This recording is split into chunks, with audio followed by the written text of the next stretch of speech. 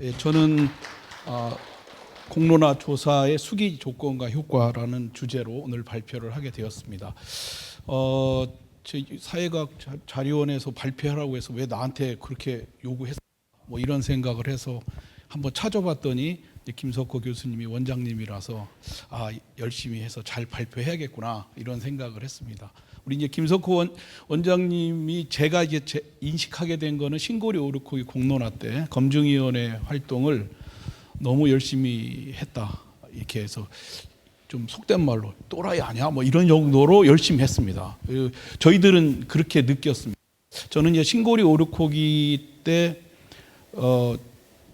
하기 전에 우리 이제 김춘석 본부장님하고는 2014년 국민 대토론회 때부터 저는 이제 주로 이제 공론화 위원, 뭐 운영위원 이런 식이고 우리 이제 김춘석 본부장님은 이제 이거를 수행하는 업체로서 이렇게 만나게 됐는데요.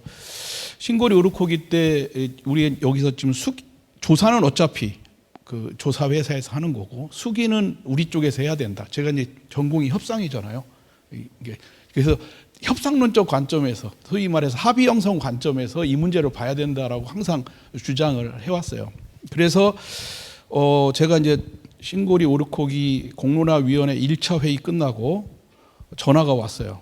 큰일 났습니다. 이거 신고리 오르코기 공론화위원회가 지금 난리가 났습니다. 왜 그러냐면 신고리 공론화위원회가 구성을 어떻게 했는가 나중에 한번 보십시오. 비전문가로 했습니다. 이 공론화 비전문가로 했어요. 그렇기 때문에 그 설왕설래를 많이 했습니다. 그래서 이제 제가 그때 2차 회의 때 이제 와서 좀 얘기 좀 하라. 그래서 이제 3명이 초청됐어요. 한 분은 서울대학교 이준홍 교수님 모시고, 한 분은 김춘석 본부장님, 그다음에 제가 이렇게 가서 공론화 어떻게 해야 될지 이런 거에 대해서 얘기를 했을 때 저는 제 관점에서는 수기를 어떻게 할 것인가 이런 관점에서 제가 얘기를 했습니다. 그래서 그때 나온 얘기들을 중심으로 한번 진행을 했으면 좋겠는데 아까 우리 김석호 원장님께서 아카이브 만든다고 했을 때 저는 대단히 좋은 시도라고 생각을 하고 있어요. 그래서 잊어버리기 전에 그리고 한참 지나고 나서 다 자기가 합리화하고 난 다음에 기억으로 이렇게 남기는 게 아니라 지금 빨리빨리 실행했던 사람들을 모아다가 한번 구술을 하는 것도 상당히 좋겠다. 이런 생각을 하고 있습니다. 그래서 우리 김춘석 본부장님이 지금 여러 가지 말씀을 하셨어요. 한 것 중에 제가 매일 싸우는 사람이었습니다. 왜냐하면 위원이고 시행업체니까. 제가 그 시행업체 심사위원장도 했고요. 신고리 오르코기 때. 그 다음에 그 대입제도 때도 제가 공론화위원 하면서 그것도 제가 이제 입찰 담당도 하고 그럼 이제 만날 수밖에 없잖아요. 그래서 이제 우리가 농담으로 그런 얘기를 해요. 한국 사회 공론화는 사실 한국 리서치 모델이다. 뭐 어렵게 얘기하지 말자. 그렇게 얘기를 하고 있습니다. 그리고 실제로 한국 리서치가 다 하고 있죠. 한국 리서치가 안 하는 것만 딴 데 가는 겁니다. 그것도 좀 전 문제라고 생각을 하는데 저희 하나 재미난 구술을 한번 해보면 우리나라는 왜 전국 단위 공론화가 500명일까요? 이게 되게 경로 의존적입니다. 이제 외국에서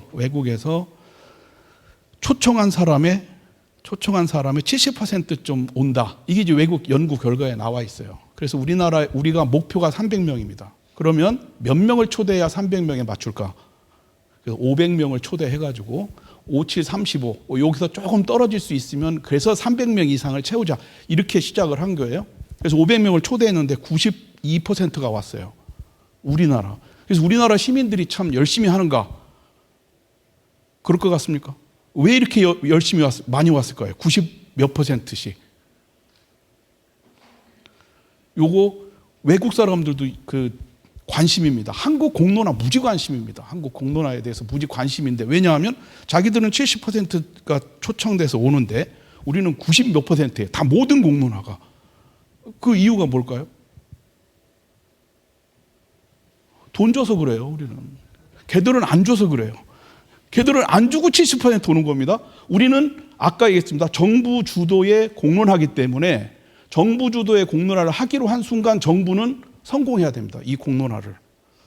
그러기 위해서 나중에 이제 신고리 얼마 줬는지 한번 김준석 본부장한테 물어보세요. 그 다음에 대입 얼마 줬는지. 그리고 이게 점점 떨어지고 있습니다, 지금. 우리나라 공론화도 점점 떨어지고 있어요. 이제 그 여러 가지의 그 상황들을 좀 한번 고민을 같이 해보면서 해보았으면 좋겠습니다. 그리고 또 하나, 신고리 오르코기 공론화위원회 검증위원회 만들 때 아마 제가 주장했습니다. 검증위원회 반드시 만들어야 된다. 근데 우리나라에서 검증위원회 없는 공론화는 좀 문제가 있다고 저는 개인적으로 생각을 하고 있는 쪽입니다. 그래서 저는 개인적으로 신고리 오르코기가 성공하는, 그러니까 사후적으로 좋게 평가받는 것 중에 하나가 검증 보고서가 너무 자세히 잘 나와서 저는 뭐라고 그럴까요? 그 후에 일반화 시키는데 좀 역할을 많이 했다고 저는 보는 입장입니다. 참고로 그때 김준석 본부장께서는 검증위원회 만드는 거 반대했습니다. 왜 반대했을까요? 용역비서 돈 나가야 되거든요. 용역비 세이브 해야 되니까. 아니, 그건 우리가 인간 살면서 다 그렇잖아요. 근데 제가 강력하게 주장한 거는 이거였습니다. 서울대, 우리 여기 아까 김준석 본부장께서 리스트 때 서울대가 공론조사 제대로 했다고 그랬잖아요. 통일 공론조사. 그래서 그때 당시 신고리 오르코기 공론화위원회 할 때 당시 공론조사를 할 수 있는 역량이 딱 두 집단이 있었어요. 한국리서치하고 서울대. 근데 서울대가 안 하잖아요. 이게 이제 한국리서치가 돼가지고 여러 곡절로. 그런데 우리의 역량을 나름대로 이 공론화 과정에서 역량이 다 참여를 해야 된다. 한국 사회가 갖고 있는 모든 공론화 역량들이. 그래서 저는 검증위원회 만들자고 했고, 저는 의외로 서울대가 너무 열심히 해가지고 열심히 한 정도가 좀 저희들 눈에 보기에는 좀 무지 높았어요. 그래서 약간 좀 그 뭐라고 그럴까 당황할 정도로. 그래서 저는 공론화가 그나마 그 신고로 그때 성공했다. 저는 이렇게 보고 있습니다. 그래서 저는 오늘 주제는 수기만 보도록 하도록 하겠습니다. 수기 조건, 뭐 어쨌든 이렇게 되어 있습니다. 그래서 제가 여기 검증위원회를 구성해서 검증 절차까지 한 사례는 우리나라에 제가 알기로는 2개밖에 없다. 그러면 이제 나머지들은 데이터에 대해서 좀 걱정스러운 게 많죠. 솔직히. 이게 어떻게 지금 진행됐는지. 그리고 우리가 말은 하기는 좀 뭐하지만 거의 데이터의 신뢰성이 엄청나게 없는 공론화도 지금 많다. 그리고 쪽팔려서 공개 안 하는 공론화 데이터도 많다. 이게 데이터 오픈했다 큰일 나거든요. 이게 심지어는 우리가 인구 비례적으로 와야 된다고 하는데 어느 지방의 공론화는 와보니까 다 아는 사람들이에요. 친구들 데리고 온 거예요. 이런 일들의 공론화도 현재 지금 많다. 이런 거를 고민을 해봐야 됩니다. 그래서 제가 요 두 사례가 오픈돼 가지고 지금 조사를 좀 하기로 해야 됩니다. 두 번째는 두 공론화는 공론화가 차이가 있다. 이거를 우리는 좀 알아야 된다. 이거를 잘 모르는 것 같아요.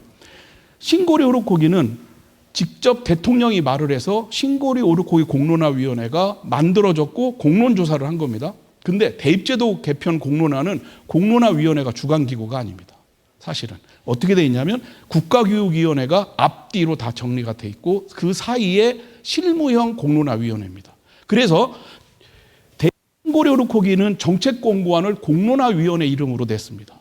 그리고 대입제도는 정책공고안을 국가교육회 이름으로 냈습니다. 그게 다른 거죠. 그게 서로 위상이 달랐던 겁니다. 그래서 우리가 이제 그 여러 가지 신고리 오르코기하고 대입제도 공론화를 같은 레벨에서 자꾸만 평가하는 건 약간 이름이 똑같으니까 그런 에러를 범할 수가 있다 하는 생각을 하고 있습니다. 그 다음에 이제 공론화 의제와 관련해서는 이게 이제 장점이자 단점입니다. 신고리는 단일 의제였습니다. 그러나 대입제도는 이렇게 복합적인 겁니다. 복합적인 게 왜 그러냐면 원래는 교육부에서 전문가 포럼을 1년 6개월 합니다. 대입제도 제도를 만들 때. 그리고 거기서 그 포럼에서 발표를 하면 그게 대정책이 되는데 어떻게 됐는지 계속 불만이 쌓여왔는 게 국민적으로 불만이 쌓여와가지고 교육부에서 발표를 할 수가 없던 상황입니다. 그때가 왜 그러냐면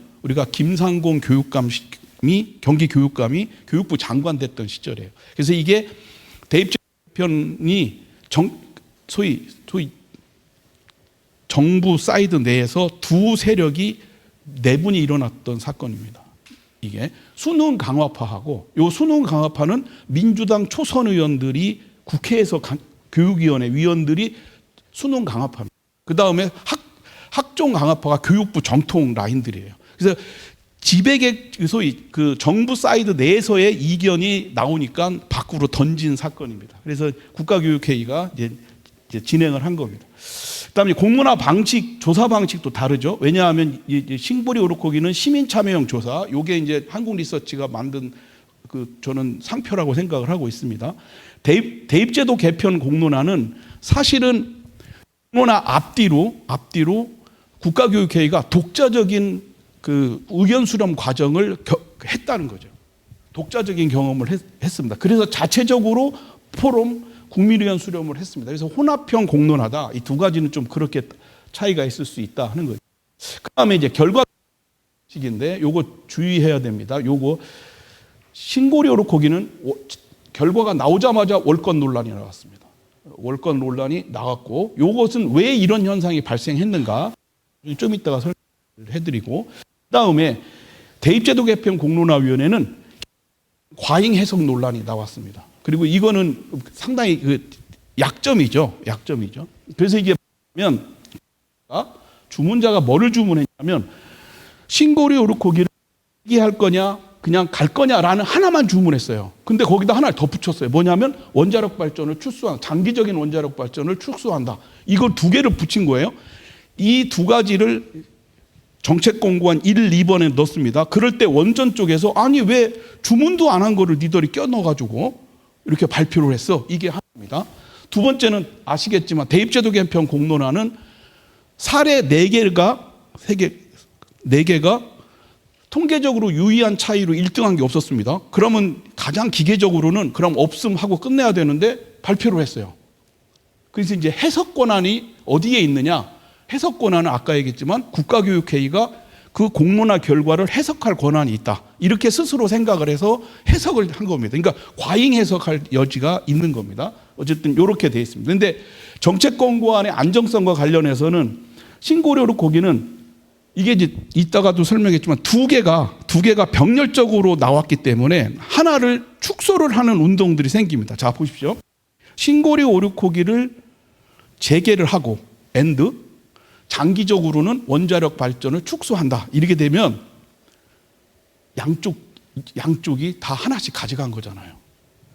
양쪽이. 근데 어디가 더 유리하게 가져간 걸까요? 원전 쪽 추진파들은 현차를 가져간 거예요. 싱고리 재개한다는 현차를 가져가고 환경 쪽은 어음을 가져간 거예요. 장기적으로. 근데 이 어음은 언제든지 깨질 수가 있거든요. 그리고 실제 깨졌고 지금 이런 게 이제 그 결과가 이제 나타나는 겁니다. 근데 이제 대입제도 개편 공론화는 거기 이제 그 교육계에서 쓰고 있듯이 사실은 2022학년도 대입제도 개편이거든요. 그러면 지금 대입제도 개편 논의를 또 해야 됩니다. 5년에 한 번씩 교육 기본 계획이 바뀌니까. 근데 지금 안 하고 있어요. 왜? 이때 여기 써 있듯이 제가 쓴 표현이 아니라 교육계에서 이렇게 돼 있어요. 사실 공론화가 시작되고 진행된 동안 대입 논의는 심각한 교전 상태라고까지 표현을 하고 있어요. 공론화 결과에 대해 누구도 만족하지 않다. 왜냐하면 다 반대했어요. 왜냐하면 4개의 의제를 썼던 전문가 이해관계 집단이 다 리젝트 먹은 거니까 불만이 많죠. 그러나 대입제도는 일종의 사회적 휴전을 만들었다. 공론화 이후 과거와 같은 심각한 교전은 지금 발생되고 있지 않다. 이건 지금 휴전 상태로 가고 있는 겁니다. 지금 이게 이제 우리가 봐야 될 문제다고 보고 있습니다. 자, 이제 우리가 이제 일정 수기의 조건, 피시킨도 얘기 많이 하고 있습니다. 그래서 저는 공론화 경험을 보면서 이렇게 정리를 하려고 합니다. 뭐냐하면 작은 대한민국 만들기가 가능하냐? 이게 이제 요 단어는 대입제도 개편 공론화위원회 위원장을 하셨던 김영란 위원장이 만든 단어입니다. 이게 작은 대한민국을 만들 수 있느냐. 인구 비례죠. 그리고 의견의 포괄성 이 두 가지고 또 하나는 이 기울어진 운동장은 우리가 공론화하면서 항상 주의 깊게 봐야 될 문제이고 광주 공론화위원회 위원장은 이 기울어진 운동장에 대해서 심각하게 얘기를 했습니다. 왜? 좀 이따가. 그다음에 의제의 적절성, 질문이 수기를 규정한다. 요거는 저 같은 협상하는 사람들 쪽에서 질문을 잘 잡지 않으면 수기를 망칠 수가 있다. 이런 겁니다. 자, 보십시오. 수준도 안 되는 후보자 2명이 나와놓고 둘 중에 하나 선택하라고 하면 그게 제대로 되겠어요? 이거 똑같습니다. 예를 들면 국민들이 보기에는 별로 개선안이 아닌 두 개를 놓고 둘 중에 하나를 반드시 선택해. 이러면 이게 수기가 안 되는 거죠. 그래서 이게 질문을 잘 구성해야 된다. 이게 이제 그 신고리 오르코기 때의 그 질문 구성의 문제점입니다. 이게 이렇게 돼가지고 어쨌든 신고리 오르코기 공론화 같은 경우는 인구 비례적으로 이거는 잘하고 있습니다. 지금 현재 우리 나름대로 이제 문제가 됐는데, 그러나 이제 공론화 상황의 특성에 따라 타겟 집단 선정에 문제가 있는데, 신고리 오르코기 결과를 보고 환경운동연합 쪽에서 거기 사무총장 저하고 잘하는 친구가 우리 지금 내상 먹고 있다, 여러 가지로 힘들다, 뭐라고 얘기했냐면 신고리 오르코기가 전국적 토론 대상인가 지역적 토론 대상인가는 심각한 문제 제기를 했어요. 그리고 전국적 토론 대상이면 만약 그렇게 하면 신고리 그 공론조사, 우리나라 공론조사 방식의 특성상 수도권 사람들이 50% 이상을 결정권을 갖고 있는 게 아니냐, 인구 비례를 뽑으니까. 그랬을 때 부울경 쪽에서 이거는 정당하지 않다라고 부울경 환경운동연합이 중앙환경운동연합한테 공개적으로 얘기를 했습니다. 두 번째, 우리가 이제 불을 쌓아듬고 이제 들어가는 건데, 그리고 나서 부울경 환경운동 쪽에서 뭐라고 얘기했냐면 앞으로 원전과 관련된 사용 후 해결료까지 포함해서 원전과 관련된 모든 공론화 조사 방식은 참가하지 않겠다. 그리고 뭡니까 이게 진행되지 않게 하겠다. 그래서 저기 지방 가가지고 지금 우리가 그때 사용 후 해결료 논의할 때 그쪽 사람들이 이미 신고리 때 통보를 했어요. 우리는 그거 동의할 수 없다. 그런 방식의 토론을 동의할 수 없다. 우리 부울경에서 원자력 발전소가 80%인데 왜 한 개도 없는 수도권 사람들이 결정해야 되냐. 요거 우리 타겟 집단을 잘 설정을 해야 됩니다. 그 다음에 대입제도 개편 공론할 때 항상 문제되는 게 뭐냐면 이게 당사자가 누구냐. 미래세대의 문제인데 미래세대는 없지 않냐. 이게 항상 큰 고민이었습니다. 요거 이제 요 문제. 인구 비례적 표집은 성공적으로 하고 있어요. 사실 저도 성공적이라고 보고 있는데 요런 문제 제기는 있다. 그 다음에 참여의 포괄성, 이제 쟁점에 대한 의견 분포거든요. 쟁점에 대한 의견 분포를 이렇게 잘 보시면 나름대로 대입제도 신고리 오르코기 때는 이게 카이 제곱이 없어요. 별로 없어요. 상당히 잘했어요. 그러나 이걸 갖고 표집을 했는데 사실은 결과를 이것도 냈잖아요. 근데 여기는 카이 제곱으로 문제가 있어요. 지금. 그러니까 대표성이 비례성이 좀 떨어지고 있어요. 대입제도는 더 그렇습니다. 그 다음에 쟁점에 관한 견해의 분포에 대해서 대국민 조사하고 시민 참여 간에 통계적으로 유의한 차이가 좀 있습니다. 이런 거는 좀 우리가 되는데, 아까도 얘기했지만 원자력 발전에 대해서는 1%의 통계적 유의 차이가 있는데 우리가 설계한 걸 보면 이건 뽑은 게 아니에요. 뭐에 대해서 고려해서 뽑았냐면 원전을 재개할 거냐, 신고리를 재개할 거냐 말 거냐를 갖고 그것이 표집은 했어요. 근데 결과는 원자력 발전 방향도 집어넣은 거죠. 그러니까 이제 월권 논란이 나오는 거죠. 이제 그렇게 됐습니다. 구체적으로 탈원전 성향의 시민들이 좀 다소 과대 대표됐다고 우리가 볼 수 있습니다. 그 다음에 대입제도도 비슷한 상황이 생기는데, 대입제도 같은 경우는 학생부 위주 쪽이 좀 과대 대표된 거다. 우리가 이제 그거를 기준으로 뽑은 건 아닙니다. 우리가 그때 기준으로 뽑은 거는 성, 연령, 지역, 그 다음에 견해의 대표 하나, 이걸로 뽑았기 때문에 이런 문제점이 있다라고 고민할 수 있습니다. 그 다음에 이게 이제 참여의 포괄성 문제에 대해서 우리가 어떤 고민을 해야 되냐면, 이게 우리가 구성상 이렇게 되어 있습니다. 2만 명을 조사하고 거기에 마지막쯤 가서 질문이 참여할 의향이 있어요? 물어본다고요? 그럼 한 4천 명에서 5천 명이 참여하겠다고 하잖아요. 여기서 벌써 셀렉션 바이어스가 생긴다. 그래서 우리가 이제 논문도 썼지만 스텔스 민주주의, 선사인 민주주의라는 관점에서 참여할 의향이 있는 사람들의 성향 자체가 있다는 거죠. 그래서 거기서 벌써 우리가 비례성의 원칙은 지키지만 이런 문제가 있을 수 있다. 그래서 참 이거는 우연이지만 우리가 이게 당 성향을 한 번쯤 물어보게 돼 있어요. 이건 우연적 일부러 물어본 건 아니지만 들어 있습니다. 그렇게 보면 당 성향을 갖고 참여자 수를 딱 보면 지금 민주당이나 정의당 쪽 사람들이 상대적으로 대표되고 있다. 이런 고민들은 좀 해야 될 필요가 있다고 좀 보고 있습니다. 그 다음에 요게 이제 광주에서 광주 공론화위원회 위원장이 심각하게 문제 제기한 사안인데, 기울어진 운동장입니다. 토론 기회의 균등성. 요겁니다. 지금 요 문제는 제가 신고료로 고기 때도 이렇게 질문을 했어요. 그 국조실, 지금 이제 부총리까지 하신 분이 그때 국조실장을 하셨어요. 홍 부총리. 이분이 토론할 때 이렇게 얘기했습니다. 자, 의견 분포가 찬성 반대가 6대 4면 초대를 6대 4로 해야 됩니까? 아니면 5대 5로 해야 됩니까? 이거 한번 좀 고민해 봐야 됩니다. 초대되는 사람들이 5대 5가 와야 되니 맞아요? 6대 4로 초대하는 게 맞아요. 저한테 질문했어요. 왜냐하면 전문가는 그때 당시 저 하나밖에 없었지, 그 자리에서. 그때 제가 뭐라고 얘기했냐면 이건 마땅히 우리 제가 협상 조정 쪽은 5대 5로 배치를 할 수밖에 없어요. 근데 이 공론조사잖아요. 그래서 제가 뭐라고 대답했냐면 피식이는 6대 4로 부르라고 했어요. 그러고 이제 넘어갔어요. 자, 이게 이제 우리가 신고료 오류코기는 3대 3대 4쯤 됩니다.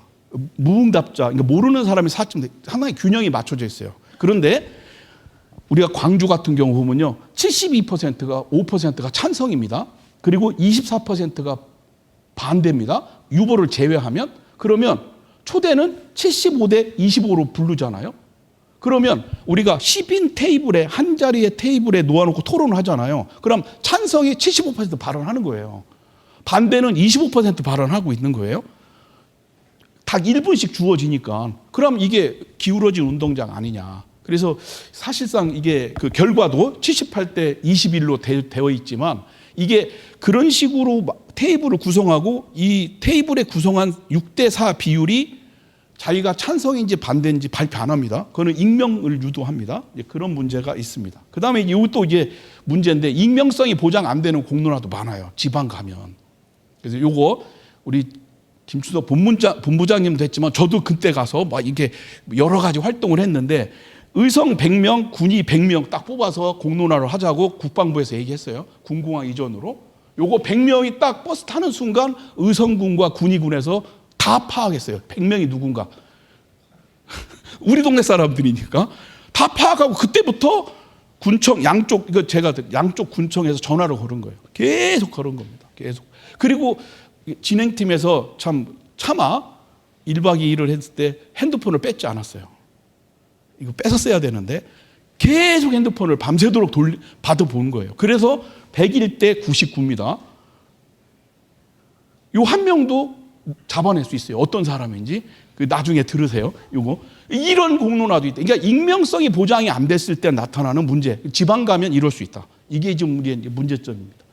자, 그 다음에 이제 의제의 적절성. 이 문제는 이제 제가 이제 신고료 오류코기 공론화에 가서 제가 주장한 내용입니다. 자, 지금 찬반을 물어봐서 찬반의 결과가 나면 한쪽은 패배, 한쪽은 승. 이 결과를 지금 발표할 거냐? 이거 아니잖아요. 이건 아닙니다. 그래서 다양한 사안의 복잡성을 반영해서 다양한 의견을 그냥 발표해라. 이렇게 된 겁니다. 그래서 요거는 우리가 앞으로 공론화를 할 때 선택형 공론화는 이해 당사자 입장에서는 승패로 와닿습니다. 그렇지 않은 방식으로 공론화는 진행돼야 된다라고 저는 이제 보고 있는 거죠. 자, 그리고 이제 수기 효과입니다. 수기 효과는 저는 이제 세 가지로 보는데 선호 형성 효과, 선호 전환 효과, 그리고 선호 결집 효과, 요 세 가지로 보고 있습니다. 근데 우리가 공론화를 하면 선호 형성 효과는 생각이 없던 사람이 생각이 생기는 겁니다. 입장이. 그래서 선호 형성 효과는 저는 대단히 높다고 보고 있어요. 보면 이제 점수가 올라갑니다. 지식, 이해도. 그 다음에 근거 기반에 대한 선호 형성은 일관성이. 자기애가 중요하다고 생각하는 포인트에 근거해서 찬반 혹은 뭐를 선택하는 거죠. 그래서 근거 기반의 선호 형성을 보면 이렇게 조사를 해봤더니 상당히 유의수준이 높습니다. 그래서 이 얘기는 점점 더 1차 조사, 2차 조사, 3차 조사를 가면서 자기가 기본적인 판단 근거를 갖고 안을 선택하는 경향이 높다.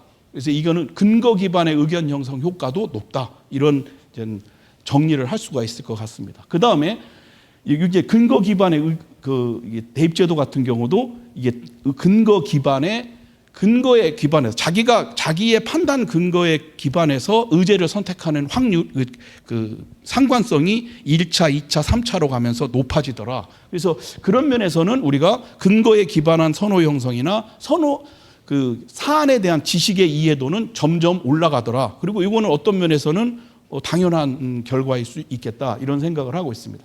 그다음에 이제 가장 핵심이 이제 요거는 좀 나중에 보시고 요거는 요거 선호 전환 효과 우리가 주로 보는 거죠. 드라이잭이 얘기했다는 선호가 어떻게 변했느냐. 대입제도 같은 경우가 60%좀 넘게 변했고 그 신고리는 50% 이상의 선호 전환 효과를 볼 수 있다. 요거는 우리가 좋은 결과라고 볼 수가 있습니다. 그래서 이제 9도로 이렇게 넘겨졌죠.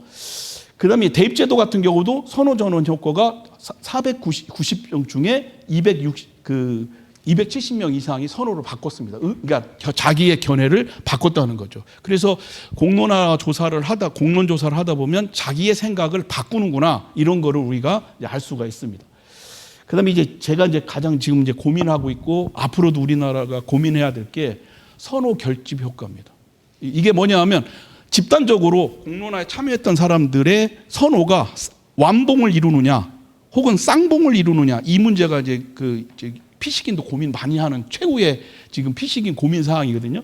여기 이제 2014년에 리스트가 썼다는 거기에 공저자로 피시킨이 있어요. 근데 이 사람들 저 논문을 읽어보면 점점 더 완봉으로 가고 있다라고 제가 보기에는 우기고 있습니다. 별로 근거도 별로 없는데 완봉이 되고 있다는 논문이 나와 있어요.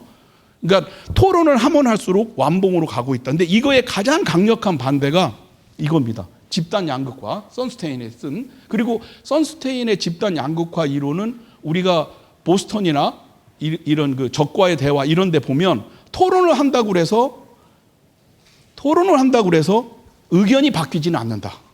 이게 거의 미국 사회의 정설이에요. 그래서 이 선스테인 같은 경우 보면 우리가 이제 낙태 같은 경우 보면 토론을 한다고 해서 의견이 모아지지 않더라는 그런 결과도 있고 우리가 이제 피시킨 같은 경우는 완봉으로 가고 있다라고 보고 있는 것 같아요. 근데 이제 우리가 신고리 오르코기는 양자택일적인 거기 때문에 두 개 중에 하나이기 때문에 이거는 불가피하게 하나를 이제 통계적으로 유의한 변화가 있으면 되는 거죠. 근데 대입제도 같은 경우는 좀 네 가지 의제가 다 이제 통계적으로 유의한 차이를 못 가져가지고 한번 다시 재분석을 해보면 요인 분석을 해보면 이렇게 됩니다. 사실은 네 가지 의제가 수능에 대한 선호도로 다 하나의 기준으로 정리될 수 있다. 수능 선호도로 안 네 개가 다 정리될 수 있다. 이렇게 되고 그래서 수능 선호도로 보면 1차 때는 오히려 보십시오. 1차 때가 완봉입니다.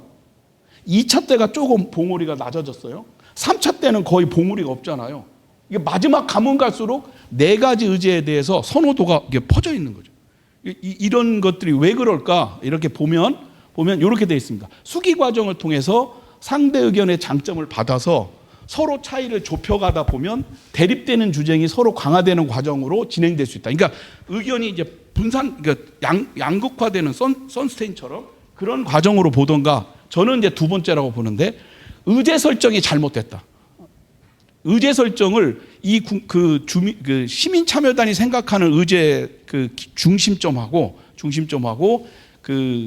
의제 네 가지가 서로 포인트가 안 맞다. 이렇게 이제 보고 있습니다. 그래서 이제 그거에 대한 판단 근거는 아까도 얘기했지만 여기 이 시민 참여단이 이 대입제도를 보는 관점이 두 가지였어요. 하나는 수능에 대한 선호도가 하나가 있고 또 하나는 교육기회의 공정성과 시스템적 효율성이라는 차원에서 시스템적 두 가지의 요인들이 판단 근거를 보면 그 두 가지 요인인데 공론화위원회에서 안을 준 건 뭐냐면 수능 선호도 하나만 준 거예요. 그러다 보니까 이게 미스매치를 하게 된 게 아닌가라고 저는 분석을 하고 있습니다. 그래서 요겁니다.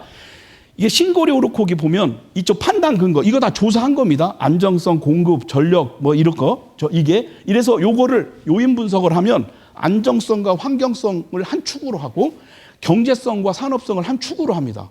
그랬을 때 요게 이제 공론화위원회가 선택을 요구하는 거예요.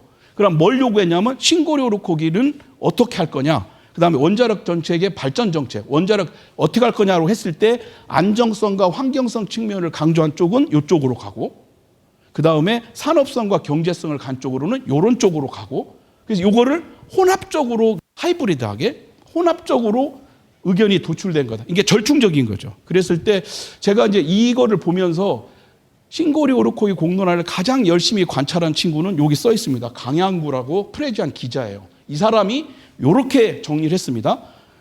보통 사람의 비합리적 선택이다.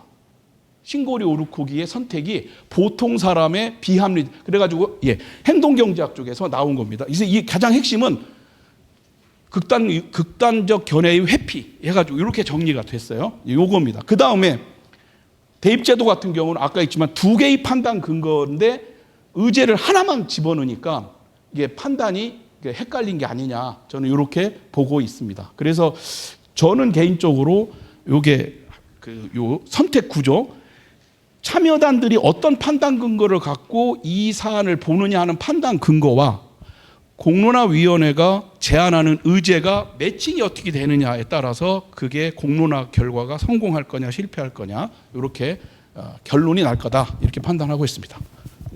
들어줘서 감사합니다.